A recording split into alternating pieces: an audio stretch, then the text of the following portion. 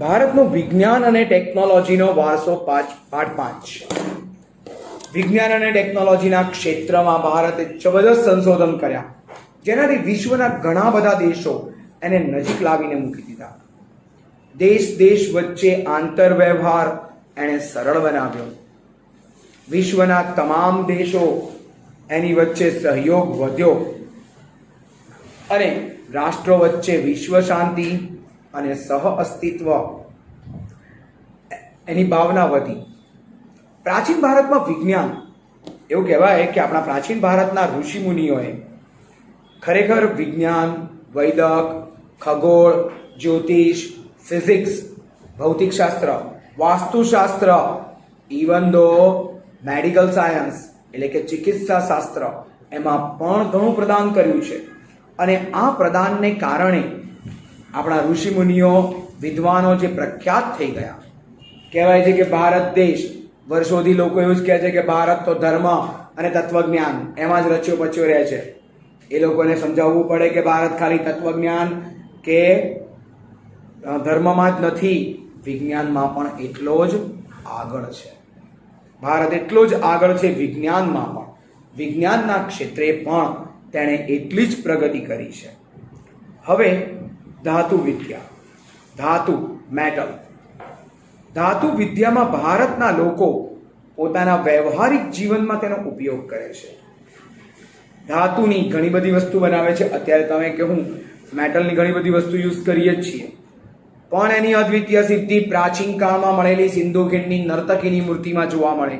અને એ જ સમયે ચેન્નાઈના સંગ્રહાલયમાં જે સાચવેલું છે ધનુર્ધારી ભગવાન શ્રી રામનું શિલ્પ, નટરાજનું શિલ્પ, આ બધા જ શિલ્પ જોઈને એવું થાય કે ધાતુના છે. હા, ધાતુમાંથી દેવદેવીઓની મૂર્તિ, સોપારી કટ કરવા માટેની સૂડી, આ બધી વસ્તુ બનાવવામાં આવતી હતી. રસાયણ વિદ્યા, 4 માર્કનો એક IMP પ્રશ્ન. રસાયણ એટલે કેમિસ્ટ્રી. ખરેખર તો એક પ્રેક્ટિકલ વિજ્ઞાન છે. આ વિજ્ઞાનમાં ખનિજ, છોડ, ખેતીવાડી સંબંધિત ઘણી બધી વસ્તુ એમાં સમાયેલી છે. અને આમ જોવા જઈએ તો ઔષધિઓના નિર્માણ માટે તે ઘણું ઉપયોગી છે. રસાયણ શાસ્ત્રીઓ, જેમાં નાલંદા વિદ્યાપીઠના મહાન રસાયણ શાસ્ત્રી આચાર્ય નાગાર્જુન, આ આચાર્ય નાગાર્જુને 2 બુક લખી હતી, આરોગ્ય મંજરી અને રસ રત્નાકર, જેમાં તેમણે ઘણી બધી વસ્તુની માહિતી આપી. એમણે એવું પણ કીધું હતું કે તમે વનસ્પતિ દવા એટલે કે ઔષધો લો તો એની સાથે સાથે ડોક્ટરની દવા, એલોપેથી દવા પણ લઈ શકો છો. પારો આમ ઝેરી, પણ પારાને સખત એની ભસ્મ કરી દો તો એ ભસ્મ કરીને જે બનાવેલો પારો હોય, પારાની ભસ્મ હોય, એ પારાની જે ભસ્મ હોય એ પારાની ભસ્મ પણ ઔષધ તરીકે વપરાય. તેમણે પ્રેક્ટિકલ માટે પોતાની રસાયણ ભઠ્ઠી ને રસાયણ શાળાઓ સ્થાપી હતી. 10 પ્રકારના વિષ, મુખ્ય રસ, ઉપરસ, અલગ અલગ વસ્તુઓનું વર્ણન તેમણે કર્યું હતું. ધાતુની ભસ્મ એનું પણ વર્ણન કર્યું હતું. રસાયણ વિદ્યાની બેસ્ટ ક્વોલિટી ભગવાન બુદ્ધની મૂર્તિમાં જોવા મળે છે. 7.5 ફૂટ ઊંચી, 1 ટન વજન ધરાવતી સુલતાનગંજની મૂર્તિ ખરેખર એક અદ્ભુત મૂર્તિ ગણી શકાય. બિહારના સુલતાનગંજમાં આવેલી આ મૂર્તિ એક અદ્ભુત મૂર્તિ તરીકે કહી શકાય. 18 ફૂટ ઊંચી ભગવાન બુદ્ધની મૂર્તિ, અને એના સિવાય દિલ્હીમાં આવેલો 7 ટન વજન ધરાવતો 24 ફૂટ ઊંચો લોહ સ્તંભ 1001 વર્ષ પહેલા બન્યો છે. ખુલ્લામાં છે, તડકો, ઠંડી, વરસાદ બધું અડે છે, પણ હજી સુધી કાટ નથી લાગ્યો. સમ્રાટ વિક્રમાદિત્યએ ઊભો કરાવેલો, ચંદ્રગુપ્ત બીજો એણે ઊભો કરાવેલો આ લોહ સ્તંભ હજી કાટ નથી લાગ્યો. એટલે કે આપણી કેમિસ્ટ્રી પહેલેથી પણ વધારે પાવરફુલ છે. VVM IMP પ્રશ્ન 4 માર્કમાં પૂછાય. વૈદક વિદ્યા અને શલ્ય ચિકિત્સા. વૈદક વિદ્યા એટલે મેડિસિન, દવા. શલ્ય ચિકિત્સા એટલે ઓપરેશન. 3 વ્યક્તિના નામ યાદ રાખવાના: ચરક, સુશ્રુત, વાગ્ભટ. ચરક, સુશ્રુત, વાગ્ભટ. ત્રણેયની બુક એમના નામની પાછળ સંહિતા. ચરક સંહિતા, સુશ્રુત સંહિતા, વાગ્ભટ સંહિતા. ચરક સંહિતામાં 2000 ઔષધિનું વર્ણન છે, જ્યારે સુશ્રુત સંહિતામાં ઓપરેશન કરવાના સાધનો ઓપરેશન કરવા માટેના સાધનો એનું વર્ણન કર્યું છે. ઓપરેશનના જે સાધનો હોય એનું વર્ણન છે. 125 જેટલા હથિયારો છે, જેમાંના કેટલાક હથિયાર તો માથાના વાળને આમ ઊભો ચીરી શકે બે ભાગમાં. અને વાગ્ભટ સંહિતા, આ ત્રણેય ગ્રંથ જેને વૈદ બનવું હોય એને ફરજિયાત વાંચવા જ પડે, બીજું, આપણી મેડિસિનમાં આયુર્વેદિક ઔષધિઓ પણ છે, આપણી મેડિસિનમાં ખનિજો પણ છે, આપણી મેડિસિનમાં પ્રાણી અને વનસ્પતિઓની વસ્તુઓ પણ છે. સાથે સાથે ઓપરેશનની અલગ અલગ સિસ્ટમ. ક્યાંક ઓપરેશન કરવું હોય તો પ્યાલા આકારનો પાટો, માનો અહીંયા ઓપરેશન કરવું છે તો અહીંયા અને અહીંયા એકદમ ટાઈટ પાટો બાંધી દે, લોહીનું પરિભ્રમણ અટકાવી દે, ઓપરેશન કરી લે અને પછી એની પર બધી સારવાર કરી, મલમપટા કરી અને પછી ધીરે ધીરે ખોલી નાખે, એટલે લોહીનું પરિભ્રમણ પાછું ચાલુ થઈ જાય અને ઓપરેશન પણ થઈ શકે. તે લોકો હરસ, મસા, પથરી, સારણગાંઠ, પેઢું અને મૂત્રાશય એટલે કિડની, આ બધાના ઓપરેશન કરતા. શરીરમાં ભાંગેલા તૂટેલા હાડકા એને ફિટિંગ કરી આપતા પાછા. બીજું, મીણ કે મૃતદેહ, એના પૂતળા પર, મીણના પૂતળા ક્યાં તો મૃતદેહ, ડેડ બોડી, એના પર વિદ્યાર્થીઓને પ્રેક્ટિકલ નોલેજ આપતા અને વર્ષો પહેલા પ્લાસ્ટિક સર્જરી પણ કરતા. સ્ત્રીઓ અને બાળ રોગના નિષ્ણાત હતા. સાથે સાથે પ્રાણીઓના રોગ માટે પણ હસ્તી આયુર્વેદ, શાલિહોત્રનું અશ્વશાસ્ત્ર અને વાઘભટ્ટે લખેલું અષ્ટાંગ હૃદય, 8 ખંડ, 4 કર્ણક 4 ક્ષેપક ધરાવતું અષ્ટાંગ હૃદય પણ કામનું. મેથેમેટિક્સ, 4 માર્કનો બીજો એક અગત્યનો સવાલ, જે ગણિતથી આખી દુનિયાનો વ્યવહાર ચાલે છે, જેનું ઝીરો એ આપણા દેશમાં શોધાયું, આર્યભટ્ટ. આ સિવાય દશાંશ પદ્ધતિ, બીજગણિત, બોધાયન પ્રમેય છે એને કહેવાય ત્રિકોણમિતિ, રેખાગણિત, વૈદિક ગણિત. શૂન્યની શોધ આર્યભટ્ટે કરી તો સંખ્યા એટલે કે એકની પાછળ ઝીરો મૂકવાની શોધ ગૃત્સમદ નામના વિદ્વાને કરી. અને ભારતીયોએ તો એકની પાછળ 53 મીંડા મૂકી, 53 શૂન્ય મૂકી અને જે સંખ્યા બને તેને નામ પણ આપ્યા હતા. દશાંશ પદ્ધતિ પણ હતી. હડપ્પા અને મોહેન્જો-દડો એના અવશેષમાંથી તોલમાપના સાધનો જે મળ્યા એમાં દશાંશ પદ્ધતિ જોવા મળી. ભાસ્કરાચાર્યનો 1950માં લખેલો ગ્રંથ લીલાવતી ગણિત, બીજગણિત, જેમાં પ્લસ માઇનસ એટલે સરવાળા, બાદબાકી, ગુણાકાર, ભાગાકાર, બહુ બધી વસ્તુ હતી. આપ સ્તંભે શુલ્વ સૂત્રમાં વૈદિક યજ્ઞ માટે કયા માપની વસ્તુ બનાવવાની એ સમજાવ્યું. તો બોધાયને ત્રિકોણમિતિ, tan, sin, tan, cos, sin theta, tan theta, cos theta, આ sin, tan, cos એની શોધ આપી. એ ઉપરાંત આર્યભટ્ટનો ગ્રંથ આર્યભટ્ટિયમ, જેમાં તેણે પાય બરાબર 22.7 કે 3.14 એની ભેટ આપી. ગોલકનો પરિઘ 2πr અને ગોલકનો વ્યાસ 2r, એનો જવાબ પાય મળે, અચલાંક. સરવાળા, બાદબાકી, વર્ગમૂળ, ઘનમૂળ, ઘણી બધી પદ્ધતિ અને સમીકરણો પણ આપ્યા, જેના કારણે આર્યભટ્ટને ગણિત શાસ્ત્રના પિતા કહેવાય. તેના ગ્રંથ 10 ગીતિકા, આર્યભટ્ટિયમ જાણીતા. આર્ય સિદ્ધાંતમાં તેણે જ્યોતિષના સિદ્ધાંત પણ લખ્યા. અલગ અલગ લોકોએ લખેલા સિદ્ધાંતો અને ગ્રંથોમાં પ્રજનન શાસ્ત્ર લખ્યું બ્રાભ્રવ્ય પાંચાલ, ચિકિત્સા સંગ્રહ લખનાર હતા ચક્રપાણીદત્ત, કામસૂત્ર વાત્સાયન ઋષિની ભેટ, મહામુનિ પારાશર જેણે વૃક્ષ આયુર્વેદ લખ્યું, મહર્ષિ પતંજલિ જેણે યોગશાસ્ત્ર, યંત્ર સર્વસ્વ જેની રચના મહર્ષિ ભરદ્વાજે કરી, અને સમયની ગણતરી કાલ ગણના શકમુનિએ આપણને તેની રચનાઓ આપી. વાસ્તુશાસ્ત્રની પહેલાનો એક મુદ્દો છે જે છે ખગોળ અને જ્યોતિષ.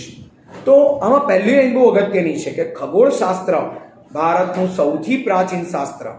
ભારતના બધા જ ગ્રંથોમાં, વિદ્યાપીઠોમાં ખગોળશાસ્ત્ર અને જ્યોતિષશાસ્ત્રનું કંઈક ને કંઈક રિલેશન છે. તેના વિશે અગત્યનું નામ આર્યભટ્ટ, જેના નામથી આપણા દેશનો ઉપગ્રહનું નામ પણ આપ્યું છે, પહેલો ઉપગ્રહ આર્યભટ્ટ 1975માં. અને એ પછી આર્યભટ્ટે શું શોધ્યું હતું એમણે કહ્યું હતું કે પૃથ્વી પોતાની ધરી પર ગોળ ગોળ ગોળ ગોળ ફરે છે. બીજું કહ્યું હતું કે ચંદ્રનું પ્રતિબિંબ પડવાથી સૂર્યગ્રહણ થાય છે અને પૃથ્વીનો પડછાયો પડે તો ચંદ્રગ્રહણ થાય છે. સૂર્ય તો પ્રકાશિત છે જ, ચંદ્ર અને સૂર્યની વચ્ચે પૃથ્વી આવે તો ચંદ્રગ્રહણ, પૃથ્વી અને સૂર્યની વચ્ચે ચંદ્ર આવે તો સૂર્યગ્રહણ. આવી વિચિત્ર શોધો કરી જેના કારણે તેને એ સમયે અજરભર જ્ઞાનથી ભરેલા ભંડાર ગણતા. બ્રહ્મગુપ્ત નામના વિદ્વાને બ્રહ્મ સિદ્ધાંત નામના ગ્રંથમાં ગુરુત્વાકર્ષણના નિયમનો ઉલ્લેખ પણ કર્યો છે. જ્યોતિષશાસ્ત્ર એને 3 ભાગમાં વહેંચનારા હતા, જે વરામિહિર, બૃહદ સંહિતા, જેમાં જ્યોતિષને લગતા કૂવા ક્યારે ખોદવા, તળાવ ક્યારે ખોદવા, લગ્નનો સમય શું રાખવો, આવા અનેક પ્રકારની વસ્તુઓની રચના એમણે શોધી. ઘણા બધા મુહૂર્તોની રચનાઓ એમણે કરી. છેલ્લો 4 માર્કનો અગત્યનો સવાલ વાસ્તુશાસ્ત્ર. કહેવાય છે કે વાસ્તુશાસ્ત્ર જ્યોતિષનું જ એક અંગ છે જેની પ્રશંસા વર્ષોથી થાય છે. બ્રહ્મા, બૃહસ્પતિ, નારદ, ભૃગુ, વશિષ્ઠ, વિશ્વકર્મા, એમાં પણ વિશ્વકર્મા એટલે સ્થપતિઓના દેવ. ક્યાં રહેવું, કઈ દિશામાં મહેલ બાંધવો, કઈ દિશામાં શસ્ત્રાગાર રાખવું, કઈ દિશામાં કિલ્લો કે નગર બનાવવું, કઈ જગ્યાએ બેસીને જમવું, ક્યાં સુવાનો રૂમ રાખવો, આ બધી દિશાની માહિતી જે જ્યોતિષ પ્રમાણે આવે વાસ્તુશાસ્ત્રમાં છે. વાસ્તુશાસ્ત્રને 8 ભાગમાં વહેંચનાર વિશ્વકર્મા, જે દેવો ભગવાન એનું સ્વર્ગ બનાવનારા આર્કિટેક્ટ હતા, સ્થપતિ આર્કિટેક્ટ. અને કઈ દિશામાં બધી વસ્તુ રાખવી તેની માહિતી પણ આપી. પણ વાસ્તુશાસ્ત્રના દ્રષ્ટિબિંદુમાં થોડો ચેન્જ આવ્યો. અત્યાર સુધી આપણા દેશનું દેશી હતું એટલે લોકોને નહોતું ગમતું, પણ હવે જ્યારે આ જ્ઞાન પરદેશથી પાછું આવે છે ત્યારે લોકો આ જ્ઞાનને જાણવા માટે ઉત્સુક થઈ ગયા છે, ઉતાવળા બન્યા છે. અને સાચું કહું તો આ જ્ઞાન આપણું જ છે, આપણે તેને સાચવવું જોઈએ. આમ આપણા દેશમાં આટલું બધું જ્ઞાન જે આપણી વિવિધતામાં એકતા સૂચવે છે, વિવિધતામાં એકતા એનું સૂચન કરે છે. તો આ હતું આપણું 5મું ચેપ્ટર, એનો અહીંયા અંત થાય છે. Revision SS chapter number 1, 2, 3, 4, 5. Chapter 1 ભારતનો વારસો. એકચ્યુઅલમાં ભારત એ પ્રાચીન કાળથી આપણો દેશ જાણીતો. ક્યારથી પુરાણોના સમયમાં પણ લખાયું છે. વિષ્ણુ પુરાણ આ ગ્રંથમાં પણ લખ્યું છે કે જે દેશ એ સમુદ્રના ઉત્તર ભાગમાં, હિમાલયના દક્ષિણ ભાગમાં છે, અને આ દેશના લોકો જેના સંતાનો ભારતીય છે તે દેશ ભારત છે. આ દેશમાં ઘણી બધી પ્રજા પરદેશથી વેપાર કરવા આવી, અને પરદેશથી વેપાર કરવા આવેલી પ્રજા સાથે આપણે કનેક્ટ થયા, જોડાયા, સંકળાયા. આપણા જોડાવવા કે સંકળાવવાને કારણે આપણું પોતાનું તેની સાથે એક ટ્યુનિંગ થયું. એ લોકો જોડે વ્યવહાર, વાતચીત, અને એમાંથી કંઈક નવું સર્જન થયું. આ નવું સર્જન એટલે જ વારસો. આ જ નવું સર્જન એને વારસો કહેવાય. આ નવું સર્જન એ વારસો ગણાય. વારસો ભારતની ભૂમિએ આપણને અને વિશ્વને ખરેખર બહુ સમૃદ્ધ વારસાની ભેટ આપી છે.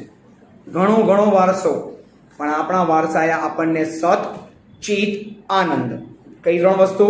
સત, ચિત, આનંદ, એની અનુભૂતિ કરાવી છે. આ અનુભૂતિથી આપણા દેશની સંસ્કૃતિમાં તેનો સ્વીકાર થયો છે.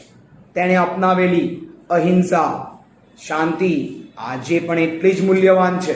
આપણી અહિંસા, કોઈની જોડે યુદ્ધ ના કરવું, કોઈની જોડે મારામારી નહીં, શાંતિથી એકબીજાનો વિકાસ કરવો, એનું મહત્વ હજુ પણ છે. આપણા દેશની પ્રાચીન સંસ્કૃતિ કઈ? સિંધુ ખીણ, મોહેંજો-દડો, હડપ્પા.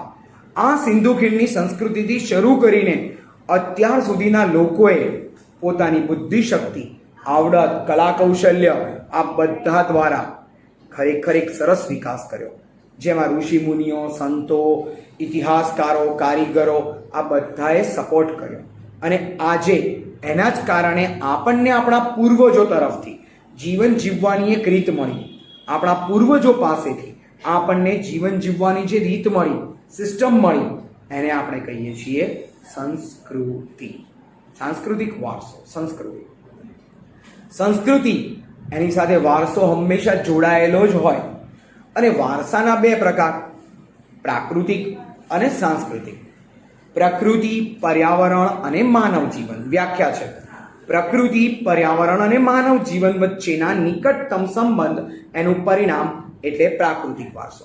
પ્રાકૃતિક વારસામાં જે વસ્તુ માનવીએ નથી બનાવી, જેમ કે વૃક્ષો, વનસ્પતિ, પ્રાણીઓ, પહાડો, આ કશું જ માનવીએ નથી બનાવ્યું, એ કુદરતી. પ્રાકૃતિક વારસાના 4 મેઇન અંગ. એમાં પહેલું ભૂમિ દ્રશ્યો. ભૂમિ દ્રશ્ય એટલે ઊંચા પહાડ, ઊંડી ખીણ, બરફથી છવાયેલા શિખરો, આ બધી વસ્તુ. અને આવું એક આપણી પાસે છે જેનું નામ આપણે કહીએ છીએ હિમાલય. હિમાલય ભારતના વારસામાં સૌથી મહત્વનું સ્થાન ધરાવે છે હિમાલય. હિમાલય એની સુંદરતા, બરફ આચ્છાદિત શિખરો, એની તળેટીમાં જઈએ તો તળેટીમાં જોવા મળે છે આપણને તરાઈના ગાઢ જંગલો, એમાંથી નીકળતી નદીઓ બારેમાસ પાણીથી ભરપૂર હોય. આમ ભારત ઉપર એની સૌથી વધારે અસર છે. બીજી વસ્તુ આવે છે આમાં નદીઓ. નદીઓ જેને આપણે લોકમાતા કહીએ. નમામિ દેવી નર્મદે, હે નર્મદા માતા, નમન કરીએ છીએ તને. નમામિ દેવી નર્મદે, હે નર્મદા માતા, તને વંદન કે નમન કરીએ છીએ. તો આમ નમન કે વંદન કરવા, નમામિ દેવી નર્મદે, નમન કે વંદન કરવા, આ વસ્તુ એને મેઇન. કેમ? કારણ કે નર્મદા નદી માત્ર નર્મદાની ઘણી બધી, ભારતમાં બધી જ નદીઓ માટે શ્લોક પણ છે. ગંગે ચ યમુને ચૈવ ગોદાવરી સરસ્વતી નર્મદે સિંધુ કાવેરી જલે અસ્મિન સન્નિધિમ કુરુ. આ 7 નદીઓ પવિત્ર, પણ આ 7 નદીઓએ આપણને જીવનને ભરપૂર વસ્તુઓ આપી. જેમાં તેના નદી કિનારાના દ્રશ્યો જેણે આપણી કલા સૂઝ ખીલવી, નદી કિનારે મળતી ચીકણી માટી જેમાંથી મકાનોના લીંપણ કે બિલ્ડિંગ કન્સ્ટ્રક્શન થાય છે. એ સિવાય નદીઓએ પીવાનું, ઘર વપરાશનું પાણી આપ્યું. આ બધી વસ્તુ પણ તેણે આપણા માટે પ્રોવાઈડ કરી છે. નદીઓમાં સિંધુ અને રાવી, આ 2 નદીઓ, અઘરો MCQ કે ઓબ્જેક્ટિવમાં પૂછાય, સિંધુ અને રાવી, આ 2 નદીઓએ જેના કિનારે ભારતની સંસ્કૃતિનો ઉદય પણ થયો હતો. ભારતની સંસ્કૃતિ ત્યાં જન્મી હતી. આ જ ભારતની સંસ્કૃતિ અને સંસ્કારો જેનું સિંચન આજે થયેલું જોવા મળે છે. ભારતની સંસ્કૃતિ અને સંસ્કારો આ જ નદીઓના કિનારે સિંચન થયેલું છે. વનસ્પતિ જીવન, પ્લાન્ટ્સ, વેજીટેશન. માનવીને જીવનમાં ઉપયોગી ઘણી બધી વનસ્પતિઓ પ્રાપ્ત થઈ, જેમાં આપણે ખોરાક તરીકે વનસ્પતિનો ઉપયોગ કરીએ છીએ. ખોરાક તરીકે ઉપયોગ કરવાની સાથે સાથે વનસ્પતિના અન્ય ઉપયોગ પણ આપણે કરતા હોઈએ છીએ. જેમાં ફૂલો મેળવવા, ગુલાબ, મોગરો જેવા ફૂલો.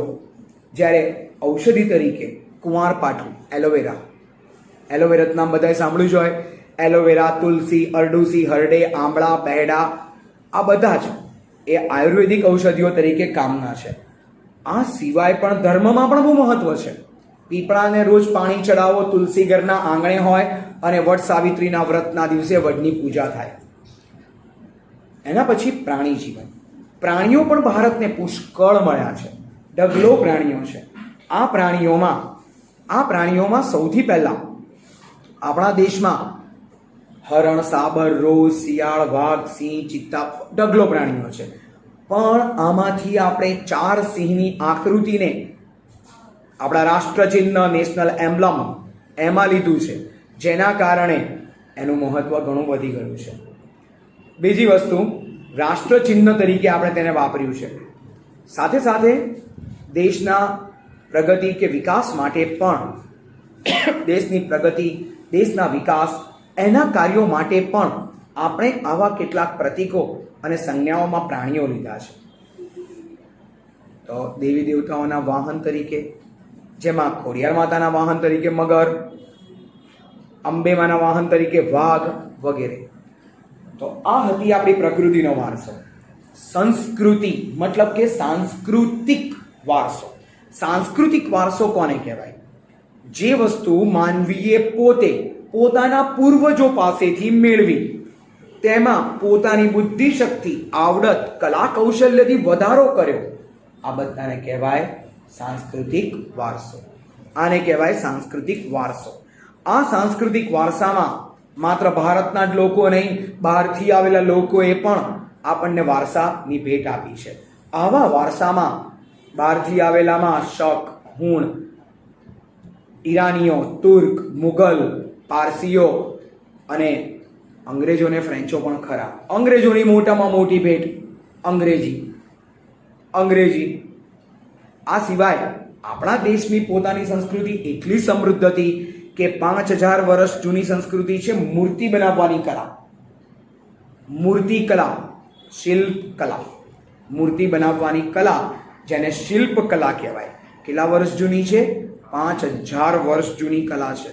આ 5000 વર્ષ જૂની કલા, એનો ઘણો વિકાસ થયો છે. આપણા દેશમાં પણ તેનો પુષ્કળ વિકાસ કર્યો છે. પહેલાના સમયમાં બનેલી મૂર્તિઓમાં દાઢીવાળા પુરુષનું શિલ્પ, જેમાં મૂછ ના હોય, દાઢી હોય ખાલી. નર્તકીની પ્રતિમા એટલે ડાન્સર, નૃત્ય કરતી સ્ત્રી, એની પ્રતિમા. આ બધું જોઈને પણ આપણને એમ થાય કે ખરેખર વિકાસ તો પ્રાચીન કાળમાં હતો જ. ઊંધા કમળની ઉપર વૃષભ કે સિંહનું શિલ્પ, મૌર્ય યુગનું, આ પણ ઉત્તમ. આ ઉપરાંત ઘણા બધા મંદિર, મસ્જિદ, ચૈત્ય, વિહાર, સ્તૂપ, કિલ્લા, ગુંબજ, દરવાજા અને ખોદકામ કરીને મળેલા કેટલાય નગરો, હડપ્પા, મોહેન્જો-દાડો, લોથલ, ધોળાવીરા, આ બધા સ્થળો ખોદકામ કરીને કાઢ્યા છે. એ પણ આપણા વારસાના સ્થળ છે. આ ઉપરાંત આઝાદીના, સ્વાતંત્ર્ય સંગ્રામના સ્થળો પણ એ મહત્વના સ્થળમાં આવે. એ સ્વાતંત્ર્ય સંગ્રામના સ્થળો પણ આમાં અગત્યના છે. ગુજરાતનો સાંસ્કૃતિક વારસો, જેમાં ગુજરાતમાં ઘણા બધા છે સ્થળ. પૌરાણિક અને પ્રાચીન કહીએ તો ધોળાવીરા, લોથલ, આ સિવાય રંગપુર, રોજડી, આ બધા ગણી શકાય. અને અત્યારે પણ જે જોવા સરસ મળે છે એવા વડનગરનું કીર્તિ તોરણ, સમ્રાટ અશોકે કોતરાવેલો જુનાગઢનો સ્ટોન, જુનાગઢનો પથ્થર ઉપર કરેલું લખાણ, જેને શિલાલેખ કહેવાય. શિલાલેખ, મોઢેરાનું સૂર્ય મંદિર, ચાંપાનેરનું મંદિર, અમદાવાદની જામા મસ્જિદ, ઝુલતા મિનારા, સીદી સૈયદની જાળી, ઘણા બધા સ્થળ એવા છે કે જ્યાં આજે આપણે વારસા તરીકે જેને ગણાવી શકીએ, આપણા દેશના એક મહત્વના વારસા તરીકે. પાટણનું સહસ્ત્રલિંગ તળાવ અને રાણકી વાવ, રાણકી વાવ જેને વર્લ્ડ હેરિટેજ સાઇટ એનો દરજ્જો મળ્યો. ચાંપાનેરનો કિલ્લો, જેને પણ વર્લ્ડ હેરિટેજનો દરજ્જો મળ્યો છે. તો એવા ઘણા બધા સ્થળ સિવાય આપણે ધાર્મિક પણ ખરા. એટલે ધર્મમાં જોવા જઈએ તો દ્વારકાધીશ મંદિર, જગત મંદિર દ્વારકા, ભગવાન શ્રી કૃષ્ણનું. એ સિવાય શંકરાચાર્યની વિદ્યાપીઠ, શંકરાચાર્ય, જગતગુરુ શંકરાચાર્ય. 12 જ્યોતિર્લિંગમાંનું એક સોમનાથ, મહાન સ્થળ. બહુચર માતાનું મંદિર, બહુચરાજી. આ પાવાગઢમાં આવેલું મહાકાળી માતાનું પાવાગઢનું મંદિર અદ્ભુત. મુસ્લિમ્સમાં પણ છે. ઊંઝા, ઉનાવા, મહેસાણા પાસે આવેલું ત્યાં મીરા દાતારનું પ્લેસ, એ પણ ભવ્ય. તો જૈનોનું પણ એક સરસમાં સરસ પર્વતની ઉપર બનાવેલું એક તીર્થધામ પાલિતાણા. અને અમદાવાદની નજીક ડાકોર પાસે આવેલું રણછોડરાય, ભગવાન શ્રી કૃષ્ણ એમનું જાણીતું સ્થળ. આખા વર્લ્ડમાં એકમાત્ર શહેર એવું છે કે જેને વર્લ્ડ હેરિટેજ સિટી તરીકે જાહેર કર્યું છે, અને એ છે અમદાવાદ. અમદાવાદમાં કેટલી બધી વસ્તુ જોવાલાયક છે. કાંકરિયા તળાવ બાજુમાં, કાંકરિયા તળાવ, પછી ત્યાં થતો કાંકરિયા તળાવની આસપાસ થતો ત્યાં કાંકરિયા કાર્નિવલ ફેસ્ટિવલ. આ સિવાય રિવરફ્રન્ટ જોવાલાયક છે, અને રિવરફ્રન્ટની ઉપર યોજવામાં આવતો પતંગોત્સવ, કાઇટ ફ્લાઇંગ પતંગોત્સવ, આ બધું જ. જ્યારે મોઢેરાના સૂર્ય મંદિરમાં નોર્ધન ડાન્સ ફેસ્ટિવલ એટલે કે ઉત્તરાર્ધ નૃત્ય મહોત્સવ, એ પણ ઉજવાય છે. વડનગર આપણા માનનીય વડાપ્રધાન શ્રી નરેન્દ્ર મોદી સાહેબનું નગર વડનગર, એ વડનગરમાં તાનારીરીની સમાધિ છે, ત્યાં પણ સિંગિંગનું કોમ્પિટિશન થાય છે. આવા ઘણા બધા સ્થળ, જેમાં જૈન અને બૌદ્ધ ધર્મના બહુ બધા સ્થળ છે. જૈન અને બૌદ્ધ, જેમાં વડનગર, તારંગા, ખંભાલીડા, શામળાજી, જુનાગઢ, કોટેશ્વર, તળાજા, આ બધા પ્લેસ જે આપણા દેશ માટે તે જાણીતા બૌદ્ધ અને જૈન ધર્મના ગુજરાતના જાણીતા સ્થળ છે. વર્ષોથી આપણો દેશ મેળાઓનો દેશ ગણાય. આ મેળાઓમાં ધાર્મિક, સામાજિક બધા પ્રકારના મેળા હોય. મોઢેરા, મહેસાણા મોઢેરા સૂર્ય મંદિર, બહુચરાજીનો મેળો જે કહેવાય કે માસીબા, એમનો મેળો હોય. શામળાજીનો મેળો, કાળિયા ઠાકોર, ભાદરવી પૂનમ ચાલતા લોકો અંબાજી જાય.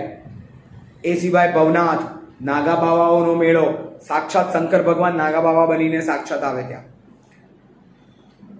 તરણેતરનો મેળો, ભડિયાદ, નકલંગનો મેળો, માધવપુર, વૌઠાનો મેળો, મુસ્લિમ્સમાં મીરા દાતારનો મેળો અને ડાંગ દરબાર.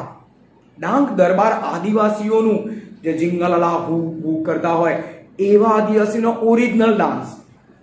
ગોળ ગધેડાનો મેળો, ગરબાડા. કાર્તિકી પૂર્ણિમા એટલે કે સોમનાથમાં ભરાતો સોમનાથમાં દેવ દિવાળીનો મેળો, ભાંગુરિયા ક્વાંટ છોટા ઉદેપુર, હોળી પછી તરત જ ભરાતો ભાંગનો મેળો. લોકો ભાંગ સ્પેશિયલી પીવા માટે એના ભેગા થાય. તો આ હતા આપણા દેશની ઓળખની વાત. હવે આપણા દેશની ભૂમિ અને તેના લોકો, આદિમાનવથી શરૂ કરીએ તો એવું કહેવાય છે કે આદિમાનવ પૂર્વ આફ્રિકામાં અને ભારતમાં બંને જગ્યાએ જોડે જ જન્મ્યા. પણ ભારતની મૂળ પ્રજા, જેને અત્યાર સુધી આપણે માનતા હતા કે દ્રવિડો છે, છતાં પણ કેટલાક નૃવંશ શાસ્ત્રી જે વંશવેલાનો અભ્યાસ કરે અને કેટલાક ભાષા શાસ્ત્રીઓ, તેમણે એવી શોધ કરી કે દ્રવિડો સિવાય પણ ભારતમાં બીજી 6 પ્રજાતિ હાજર હતી. બીજી 6 પ્રજાતિ હતી. અને આ 6 પ્રજાતિ નેગ્રીટો સૌથી પહેલા. આ લોકોનું મૂળ વતન આફ્રિકામાં, 4 થી 5 ફૂટ ઊંચા, રંગ કાળો, માથે વાંકડિયા વાળ. કહેવાય છે કે આફ્રિકાથી બલુચિસ્તાનના રસ્તે થઈને ભારતમાં આવ્યા. નેગ્રીટો નિગ્રો કે હબસી પણ કહેવાતા. એના પછીનો મુદ્દો આવે છે ઓસ્ટ્રેલોઇડ, જેનું બીજું નામ હતું નિષાદ. સાદ એટલે અવાજ, ની એટલે અવાજ વગરના, શાંત પ્રજા. અગ્નિ એશિયાની મૂળ વતની, પણ આ પ્રજા પણ રંગે શ્યામ, પણ લાંબુ પહોળું માથું, થોડુંક ચપટું નાક, બૂચા થોડા. અને આ પ્રજાને આર્યોએ નિષાદ કહેતા. જનરલી નિષાદ શબ્દ ભીલ પ્રજા માટે વપરાય, જે ભીલી પ્રજા હોય એ લોકો માટે. અત્યારે પણ મ્યાનમારમાં, બાંગ્લાદેશમાં અને ભારતના અસમની આસપાસની વસ્તીમાં એમના લક્ષણો જોવા મળે છે હજી પણ. આવા લોકોએ આપણને વાસણો માટીમાંથી બનાવવા, જે અત્યારે આપણે માટલું વાપરીએ ઘરમાં, એ માટીનું વાસણ છે. એ માટલું બનાવવું, ખેતી કરવી, સુતરાઉ કાપડનું વણાટકામ કરવું, આવા ઘણા કાર્યો કે કૌશલ્ય આપણને આપ્યા. તે લોકો પોતાની ધાર્મિક માન્યતા પણ ધરાવતા હતા. દ્રવિડ પ્રજાને કહેવાય છે કે સિંધુ ખીણ, મોહેન્જોદડો અને હડપ્પાના સર્જક અને પથ્થરના યુગ, પાષાણ યુગ એના સીધા વારસદારો. આ લોકોએ ભારતને ખરેખર બહુ મોટી ભેટ આપી. તે લોકોએ ભારતને પહેલી વખત ફેમિલીમાં રહેતા શીખવાડ્યું. પરિવાર એની ભેટ આપણને આપી. પરિવારમાં રહેતા શીખવાડ્યું. એ લોકોની પોતાની મૂળ 4 ભાષા હતી: તમિલ, તેલુગુ, કન્નડ, મલયાલમ. આ લોકો માતા એને વધારે મહત્વ આપતા, એટલે માતૃમૂલક કુટુંબ પ્રથા હતી. માતા રૂપે પાર્વતી માતા અને પિતા રૂપે પરમાત્મા શિવજી, એમનો પણ વિચાર આપ્યો. આ લોકો ધૂપ, દીપ, આરતી એનાથી ભગવાનની વર્શિપ, પૂજાપાઠ કરતા. અને ધીમે ધીમે સમય જતા આર્યો જે ઉત્તર ભારતમાંથી આવતા ગયા. આપણે લગભગ બધા આર્યો જ છીએ, કારણ કે આપણે પૂજા કરીએ છીએ અગ્નિની પૂજા કરનારા લોકો આર્ય. આપણે મેરેજ વખતે વચ્ચે અગ્નિ હોય, એ હવનકુંડ કે અગ્નિ, એની પૂજા કરીએ છીએ, અને એટલા માટે આપણે આર્ય છીએ. તો એ આર્યો ઉત્તર ભારતમાં વધ્યા અને દક્ષિણ ભારતમાં દ્રવિડોએ ખસવું પડ્યું. બીજી એક પ્રજા, આ દ્રવિડ પ્રજાની ખાસિયત હતી પેલા એ લોકોને સરસમાં સરસ કાપડનું રંગાટ કામ, વણાટ કામ, ભરત ગૂંથણ કામ અને એ સિવાય બોટ બનાવતી હોડી એની આવડત પણ બહુ સરસ હતી. અન્ય પ્રજામાં મોંગોલોઇડ, આલ્પાઇન, ડિનારિક, આર્મેનોઇડ, આ 4 સામાન્ય પ્રજા. પણ એમાં મોંગોલોઇડ કેમ? કારણ કે એ લોકોની બદામ આકારની આંખો, બલજી, ફૂલેલા ગાલ, ચપટું નાક, ચપટું ચહેરો, બૂચા, ચીના બૂચા જેવા, બરાબર. તો એ રીતની પ્રજા હતી. મોંગોલોઇડ ને સ્કિનનો કલર પીળો, યલો કોમ્પ્લેક્શન. આપણે ગૌવર્ણ કહેવાઈએ, એ પીળા. અને એ પીળા હતા એટલા માટે એના નામ પરથી એમનું નામ પડ્યું કિરાત. કિરાત એટલે આછો પીળો રંગ, એને કિરાત કહેવાય. આછો પીળો રંગ જેને આપણે કિરાત કહીએ. ઓકે. મોંગોલોઇડ પ્રજા પછી આર્મેનોઇડ, અલ્પાઇન અને ડિનારિક, આ 3 પ્રજા મધ્ય એશિયામાંથી આવી, સમાન ભૌતિક ગુણ ધરાવતી અને મધ્ય ભારતમાં સ્થિર થઈ. ભારતના વચ્ચેના પટ્ટામાં, મધ્ય ભારતમાં. હવે આપણે આર્યો પ્રાચીન સમયમાં બીજી બધી પ્રજા કરતા સૌથી વધારે વિકસિત આર્યો હતા. એ લોકોએ કયા પ્રદેશમાં વસવાટ કર્યો હતો? સપ્ત સિંધુ, જ્યાં 7 નદીઓ સિંધુ સાથે હતી. સિંધુ, સતલુજ, રાવી, ઝેલમ, બિયાસ, ચિનાબ અને ગુપ્ત સરસ્વતી. 7 નદીઓનો સંગમ સપ્ત સિંધુ કહેવાય. આ સપ્ત સિંધુ પ્રદેશમાં તે લોકોનો વિસ્તાર કેટલો આર્યાવર્તનો?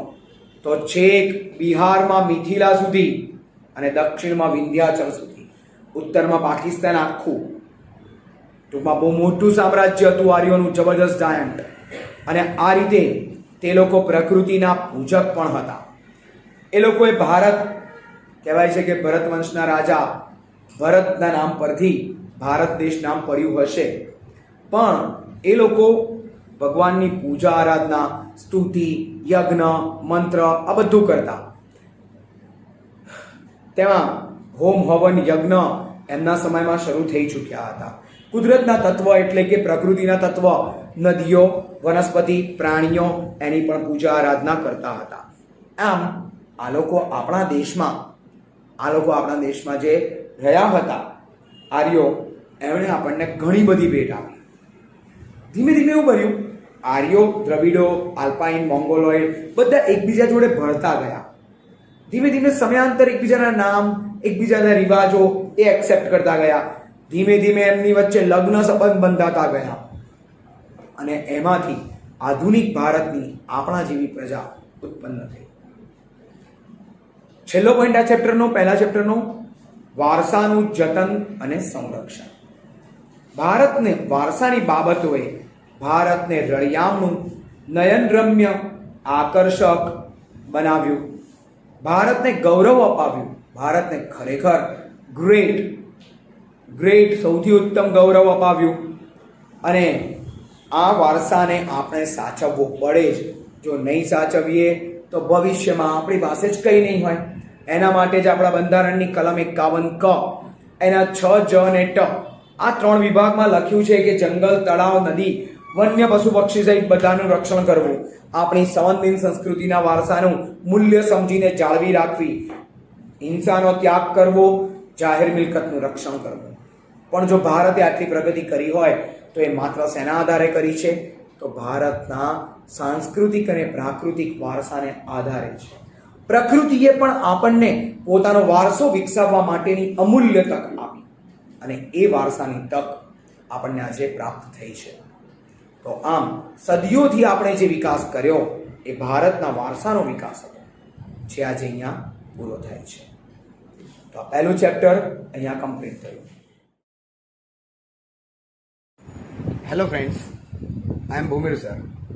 પ્લીઝ મારી ચેનલ ભૂમિર સર એને સબસ્ક્રાઈબ કરો અને standard 9th, 10th, 11th, 12th English medium, Gujarati medium બંનેના ગુજરાતી, સંસ્કૃત અને એસએસ ત્રણેય સબ્જેક્ટના વિડીયોઝ તમે જોઈ શકશો.